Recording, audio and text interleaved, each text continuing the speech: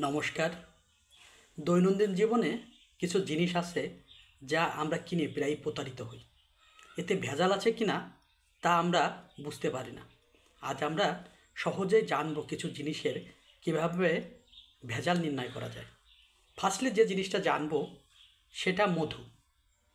যখন আপনারা মধু কিনবেন তখন 1 গ্লাস পানি নেবেন, পানিতে কিছু মধু ঢেলে দেবেন। দেখবেন যদি সহজেই মধুটা পানির সাথে মিশে যায় তাহলে বুঝবেন যে ওই মধুতে ভেজাল আছে। আর একটা সহজ টেকনিক আপনাদের শিখিয়ে দিচ্ছি, সেটা হলো মধু আপনারা ফ্রিজে সংরক্ষণ করবেন। যদি মধু জমাট না বাঁধে তাহলে বুঝবেন যে ওই মধুটা খাঁটি, ভেজাল নেই। দ্বিতীয় যে জিনিসটা আপনাদের বলবো, ডাল।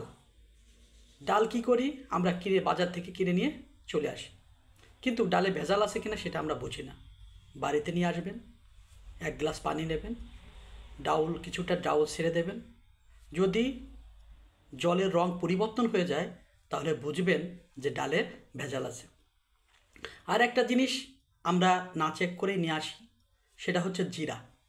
আপনারা কিছু জিরা হাতে নেবেন, হাতে নিয়ে এভাবে ডলা দিবেন। দেখবেন যদি আপনাদের হাতের তালুতে কালো কালো রং ফুটে ওঠে তাহলে বুঝবেন যে ওই জিরাতে ভেজাল আছে। লাস্টে আমরা যে জিনিসটা জানবো সেটা হচ্ছে মরিচের গুঁড়া।